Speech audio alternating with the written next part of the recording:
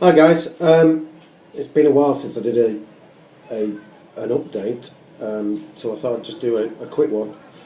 Just finished work in the middle of quite a busy period of me rota, so I just thought I'd wrap the Challenger up and show you my works in progress.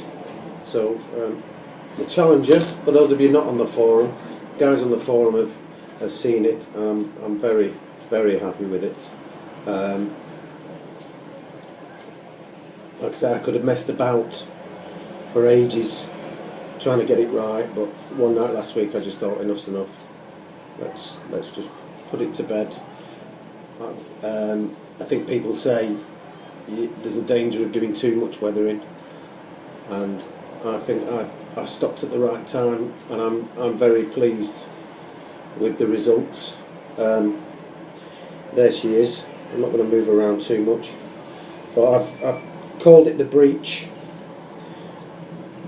and as you can see, it's breaching through a tank berm. I even took the rear bazooka plate off so it matches my vehicle that I served on in the Gulf. You can see Zero Bravo there on the back. There's no decals on it, because when I looked at the decals I thought, we didn't have number plates, we didn't have anything on there, so it's a true representation. Nothing to report really. I'm very pleased with the final result.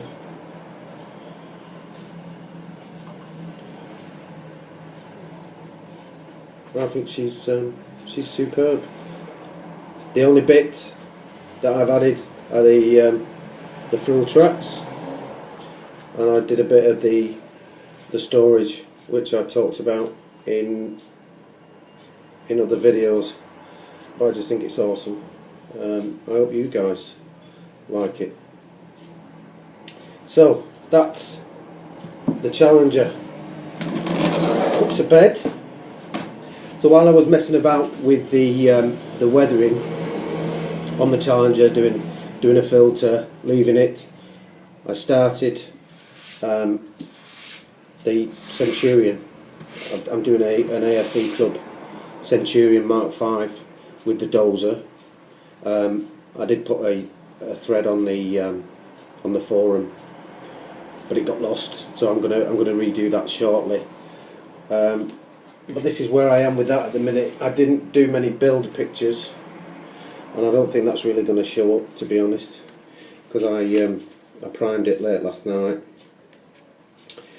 The only difference, for those that saw the thread, is, and it's something I want to talk about with AFV Club, is I put a spare wheel on the front. Now on the model, or on the instructions I was following, it called for a set of three spare track links to be on the front there. Now my biggest bugbear with AFV Club, or this AFV Club, apparently it's a common thing, they put parts on it that they're just too small. Now obviously my skill level isn't as good as some of you guys out there, because I have seen models with it on. Now I tried twice, because with the amount of spare sprues in the kit, there were actually two lots of the it's a metal, it simulates a metal bar going across the links that were to retain them onto the hull. Tried it the first time, couldn't get it to work, because as I cut it off it just snapped, and then I couldn't get it together, it was just so flimsy. And then I found on a sprue, I found a spare one, so I even went to greater lengths to try and be extra careful, and that one split again. So I was at my wit's end with it, to be honest. And I was in the process of trying to scratch build one out of bits of sprue, and then on one of the sprues with all the extra bits on, because I think you can build quite a few variations with this kit, it's not limited to this one. There's spotlights and everything that you can put on it, so It's not mentioned in the instructions. It's as if they've just thrown all the bits into the box. However, I did find the spare wheels, which on one variant of it they carried 2 spare wheels at the front, and I thought rather than having three links hanging in midair or just sitting with nothing supporting them on the front of the glacis plate, I'd use a bit of artistic license and put the wheel on. So that's where I am with that. That's just waiting for the green. Screaming out for a bulldozing diorama, but I don't think I'm going to do that. I might save that for my soon to arrive Meng DC9 or D9R. So yeah, that's probably going to be a British Army green, plain, with a bit of oily weathering.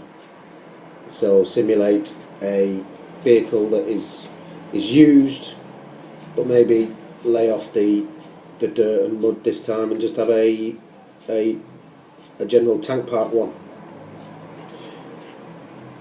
So that's that. Then we've got on the forum, the guys are doing a World of Tanks group build.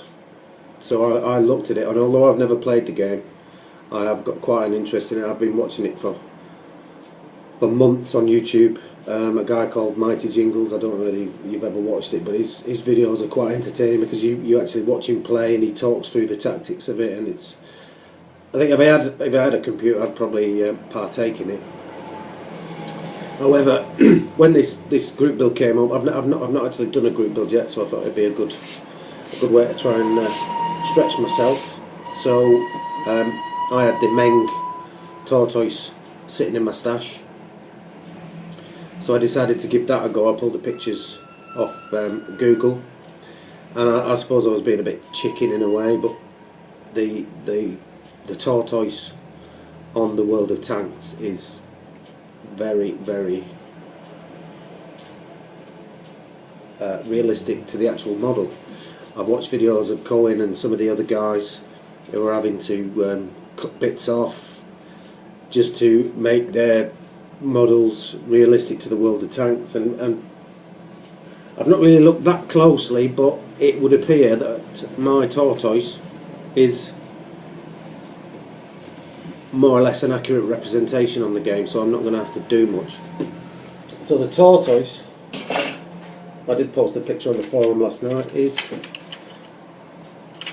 this is how far I've got with the Tortoise. As you can see, there's a lot of running gear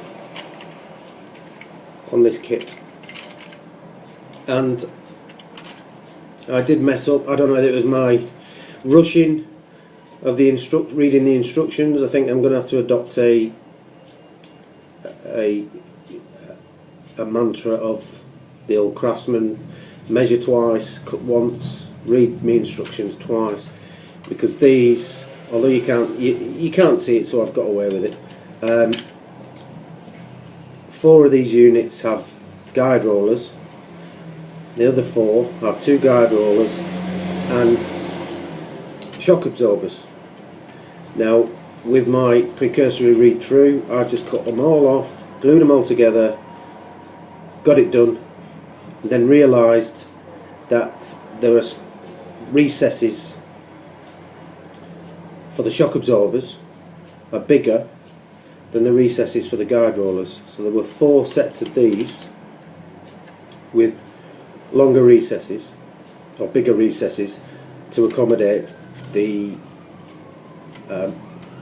shock absorbers. So Sod's Law dictates that I looked at them once I realised my mistake. I looked at the said units, and not one of them was able to take the shock absorbers. So rather than, excuse the sirens, attack it with the glue and try and unstick the guide rollers that I'd already put in, I thought discretion was the better part of valour. And when I looked, I thought, well, the plate's going over the top anyway, and as as much as it kills me with the perfectionist in me, that nobody apart from you lot is going to know. So that's where I am. Well, that's about it. Like I said, it's been a while since my last update. Hope I haven't bored you too much. Got 2 works in progress, and the Meng T90 is just screaming. I don't know if you listen carefully, you should be able to hear it screaming, "Build me," and I hear it every time I walk past my stash. And at the minute, I don't know what is stopping me dragging it out and starting it, because I'm just so looking forward to building that. I've got the bulldozer coming. I've got, what else have I got coming? I've got a few things in the pipeline, and when they arrive, I'll post them up on the forum. Hope all's going well with you and yours. I'll speak to you soon. Keep modelling, and remember, keep it in your trousers. Cheers, ta-da.